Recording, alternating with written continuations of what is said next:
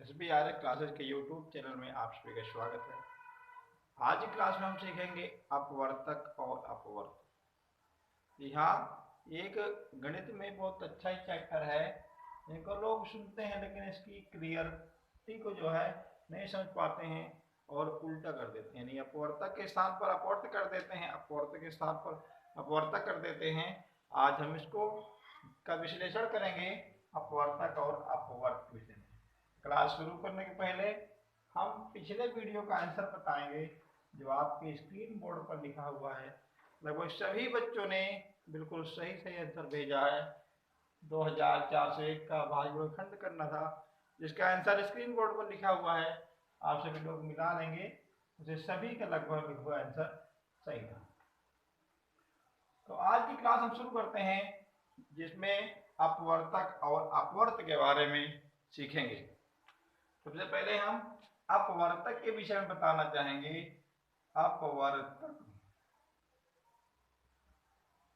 अपवर्तक को और किस नाम से जानते हैं? कभी होता है परीक्षा में हमें आता तो रहता है, परंतु उसका एक से अधिक नाम होने की वजह से वो दूसरा नाम से पूछ लेता है और हम नहीं हल कर पाते हैं।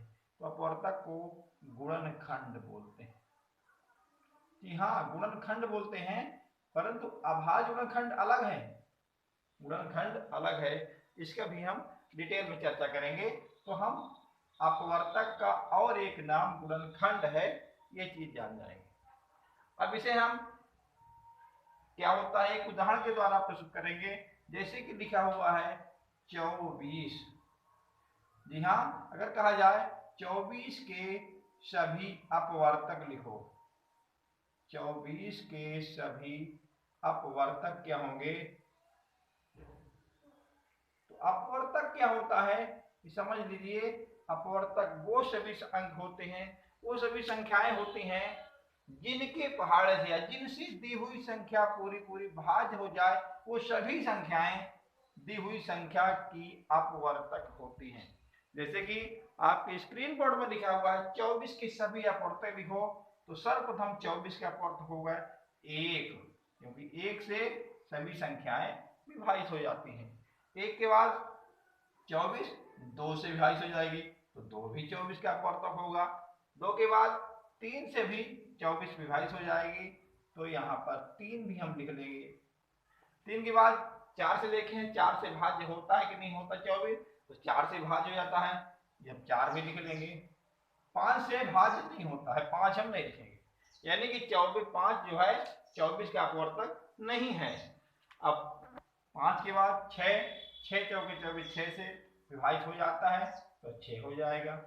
ठीक है, बाद 7 नहीं होगा, या यहाँ ध्यान रखो 6 का जोड़ा बन गया, 6 चौके 24 हो गया, तो कितने 3 24 होता है, ये हमें लिखना पड़ेगा। ऐसा लिखने से हम बीच में कोई भी संख्या हमसे छूट नहीं पाएगी, सभी अपवर्तक लिख जाएगा। तो 6 चौके 24 इसका हम जोड़ा बन गया यहाँ पर, तो 3 का भी जोड़ा बना लेंगे, कितने 3 24 होते हैं। अगर मान लो न पता हो 3 का भाग दे दीजिए, 3 जब भाग देंगे कितना आ जाएगा, 3 छक्के 18, 3 सत्ते 21, 3 अट्ठे 24, यानी 8 3 24 होता है। तो यहाँ 8 भी आपका 24 का अपवर्तक हो जाएगा। अब 3 का जोड़ा ही बन गया 8 3 24। अब कितने दूनी 24 होता है, तो यहाँ पर 12 हो जाएगा, सबको पता है 12 दूनी 24 होता है। अब यहाँ 1 50, इसका भी जोड़ा होना चाहिए, तो 24 हम लिख देंगे। यानी आपका 24 के अपवर्तक की बारी है, बात करते हैं। तो 24 का अपवर्तक होगा 1 2 3 4 6 8 12 24। जी हाँ, 24 की सभी अपवर्तक हैं, इनके अलावा 24 का कोई अपवर्तक नहीं होता है। अपवर्तक की संख्या एक निश्चित होती है, किसी भी चीज के अपवर्तक निकालना है तो कितने अपवर्तक होते हैं हम गिन सकते हैं, पता कर सकते हैं। इन 24 की ये सभी अपवर्तक हैं। फिर हम एक दूसरे उदाहरण से भी लिखेंगे। जैसे कि कहा जाए 40 के सभी अपवर्तक लिखना है, तो भी हम इसी प्रकार से जैसे कि ऊपर बताया गया है, इसी प्रकार 40 के भी अपवर्तक लिखेंगे। 40 अपवर्तक सबसे एक सभी में, सभी किसी भी अंग का सबसे छोटा अपवर्तक एक होता है। किसी भी संख्या का अगर अपवर्तक कहें तो छोटा अपवर्तक क्या होता है, तो एक होता है, यानी एक सभी का अपवर्तक होता है, एक जरूर रहता है, एक लिख लेंगे। अब यहाँ हम 40 है, 2 से विभाजित हो जाएगा, 2 लिख देंगे। यहाँ 3 से विभाजित नहीं होगा, क्यों? क्योंकि 3 से विभाजित आप सभी को पता होगा कि जिस संख्या के अंकों का जोड़ 3 से कट जाता है वो संख्या 3 से कट जाएगी। यहाँ 4 और शून्य को जोड़ेंगे 4 आएगा, ये 3 से विभाजित नहीं होता है। आगे देखते हैं, 3 के बाद 4 से विभाजित हो जाएगी, ये 4 से लिख देंगे। 5 से हो जाएगी क्योंकि इसकी इकाई में 5 है, इसलिए इसकी 5 से भी विभाज्य हो जाएगा, 5 हम लिख लेंगे। अब 5 के बाद 6 से नहीं होगा, 7 से नहीं होगा, 8 से होगा, 8 पंजे 40, 8 भी लिख लेंगे। 8 के बाद 9 नहीं होगा, 10 होगा, 10 लिख लेंगे। 10 के बाद 11 नहीं होगा, 12 नहीं होगा, 13 नहीं होगा, 14 नहीं होगा, 15 नहीं होगा, 16 नहीं, सीधे 20 होगा। 20 क्यों होगा ये बता रहा हूँ, इसको मैं क्लियर कर रहा हूँ। ये 20 हो जाएगा, 20 के बाद 40 जाएगा। अब आप सोच रहे हो जल्दी जल्दी कैसे लिख दिया गया, तो यहाँ जब हम लिख रहे थे 1 2 3 4 5 8, यहाँ पर देख रहे हैं 5 और 8 आ गया, तो 5 8 40, इसका जोड़ा बन गया, 5 से 40 बन गया, तो अब 4 का जोड़ा 10 बन जाएगा, 10 से होगी 40, 2 का जोड़ा 20 बन गया, 20 से 40, और 40 का जोड़ा 1 बन 40 40। ये हम अपवर्तक की बात कर रहे हैं।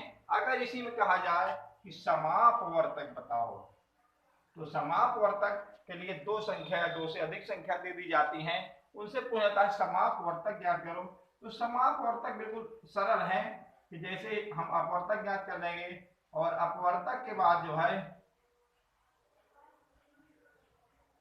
समापवर्तक जब ज्ञात करते हैं, समापवर्तक मतलब होता है जो दोनों के अपवर्तक या जो दोनों के गुणनखंड हो उनको हम लिख लेंगे, वो हमारा समापवर्तक होता है। यहाँ पर ध्यान से देखते हैं, 1 दोनों में है 1 लिख देंगे, 2 दोनों में है 2 लिख देंगे, 3 नहीं है दोनों में 3 नहीं लिखेंगे, 4 दोनों में है तो 4 लिख लेंगे, फिर 5 नहीं है, 6 नहीं, 8 दोनों में है 8 लिख देंगे। इसके अलावा और कोई संख्या नहीं है। समापवर्तक की बारी आती है 1 2 4 8, ये ऐसी 4 संख्या हैं जो 24 में भी थी और 40 में भी थी। यही जो है 24 और 40 अपवर्तक है। आशा करते हैं आपको अपवर्तक या गुणनखंड ये समझ में आ गया होगा। ध्यान रहे, कभी कभी अपवर्तक न कहेगा गुणनखंड कह देता है, जैसे कहा जाए 24 के सभी गुणनखंड लिखो, तो केवल गुणनखंड कहा जाए, तो अपवर्तक और गुणनखंड एक ही शब्द के दोनों पर्यायवाची शब्द हैं।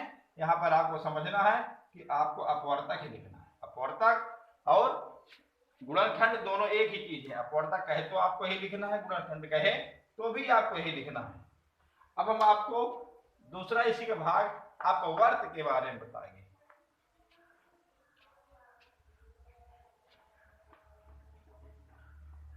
जैसे कि अपवर्तक का भी आपने सुना, अपवर्तक एक नाम और था गुणनखंड, उसी प्रकार अब अपवर्त की बारी आती है। अपवर्त को भी हम और किस नाम से जानते हैं ये भी देखेंगे। अपवर्त का दूसरा नाम है गुणज।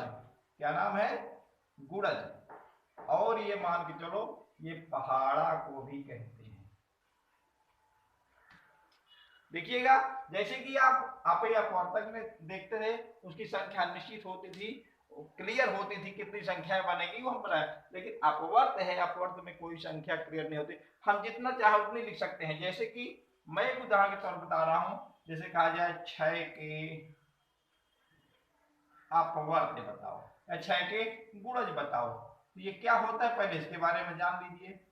अपवर्त वो संख्या होती है जिससे संख्याएं भाज्य हो, वो सभी संख्याएं 6 के अपवर्त होती है। भाज्य हो का मतलब जिससे, यानी 6 से जो कट जाए, जैसे 6 दूनी 12 18, इस प्रकार कहा जाए तो पता नहीं कितनी भी संख्या, हम अनंत संख्याएं लिख सकते हैं। इसके लिए जब अपवर्त पूछता है तो अपवर्त में संख्या दी होती है, जैसे कि हम यहाँ इसको ऐसे लिखेंगे 6 के प्रथम 5 अपवर्त या प्रथम 5 गुणज लिखो, कुछ भी कह सकता है, क्योंकि ये आपके तीनों शब्द एक ही शब्द के पर्यायवाची हैं। अब 6 के प्रथम 5 अपवर्त कहा जाता है, तो सर्वप्रथम क्या लिखेंगे? 6 लिखेंगे, फिर 6 दूनी 12 लिख देंगे, फिर 6 3 18 लिख देंगे, फिर 6 चौके 24, 6 पंजे 30। ये 6 के प्रथम 5 गुणज हो गया। इस प्रकार हम संख्या कितनी भी लिख सकते हैं, 5 लिख सकते हैं, 10 लिख सकते हैं, 20 लिख सकते हैं, जितना सवाल कहे उतना हम लिख सकते हैं। 6 के प्रथम 5 अपवर्त हो गए। ध्यान रखिएगा, अपवर्त में सबसे छोटी संख्या वो होती है जिसका अपवर्त ज्ञात किया जाए। 6 का प्रथम अपवर्त है तो 6 की सबसे छोटी संख्या आपकी 6 होगी, यानी 6 का सबसे छोटा अपवर्त 6 होगा। इसका विपरीत अपवर्तक में होता था कि उसका सबसे बड़ा अपवर्तक वो संख्या होती थी। सबसे छोटा अपवर्तक 1 होता था और सबसे बड़ा अपवर्तक वो संख्या खुद होती थी। परंतु यहाँ पर क्या, 6 का प्रथम 5 अपवर्त निकाला गया है, यहाँ 6 कम 6 यानी 6 का प्रथम सबसे छोटा अपवर्त वो खुद होती संख्या। एक दूसरा उदाहरण हम 8 के लिखेंगे। 8 के प्रथम, अब 8 के प्रथम 5 अपवर्त, यानी इसमें कहने का मतलब यह है कि जब अपवर्त पूछता है, अपवर्त में संख्या निश्चित रहेगी। 5 लिखना है, 4 लिखना है, 3 लिखना है, क्योंकि इसकी संख्या असीमित होती है। अब इसके भी लिखना है। 8 एकम 8 आपका हो गया, 8 दूनी 16 हो गया, 8 तिया 24 हो गया, 8 चौके 32 हो गया, 8 पंजे 40। ये 8 के प्रथम 5 अपवर्त हो गया। अब जैसे उसमें समापवर्तक था, इसमें भी पूछ सकता है समापवर्त ज्ञात करो। ध्यान रखिए, समापवर्त है। समापवर्त पूछे तो जो दोनों के अपवर्त हैं, उसमें अपवर्तक है, यहाँ अपवर्त है, जो दोनों में अपवर्त हो वो समापवर्त होते हैं। जैसे कि 6 यहाँ दोनों में नहीं है, 12 दोनों में नहीं है, 18 दोनों में नहीं, पर देखो 24 क्या है, ये हमारा है। आगे अगर और संख्या लिखी जाती और भी आपको मिलते, यहाँ पर केवल हम 24 5 लिखे, इसमें आपको एक संख्या मिल गई 24। यानी समापवर्त का मतलब होता है कि दो या उन सभी संख्याओं के अपवर्त जो सभी में हो वो समापवर्त कहलाते हैं। मैं पुनः बता रहा हूं, अपवर्तक किस संख्या के अपवर्तक संख्या निश्चित होती है, किसी में 5 किसी में 7 बनते हैं, परंतु अपवर्त में संख्या असीमित होती है, कितनी भी संख्या हम इसमें लिख सकते हैं। तो आपने अपवर्तक और अपवर्त के बारे में समझा। हम आशा करते हैं आपको समझ में आया होगा। हम अब अपने वीडियो के अंत में एक छोटा सा प्रश्न देना चाहेंगे, जिसका आंसर आप सभी लोग कमेंट बॉक्स में लिखेंगे। हम देंगे 65 के सभी अपवर्तक लिखो। जी हाँ, 65 के सभी अपवर्तक आपको लिखना है, जिसका आंसर आप कमेंट बॉक्स में लिख के देंगे। और हम आशा करते हैं आज का वीडियो आप सबके लिए हेल्पफुल रहा होगा। धन्यवाद।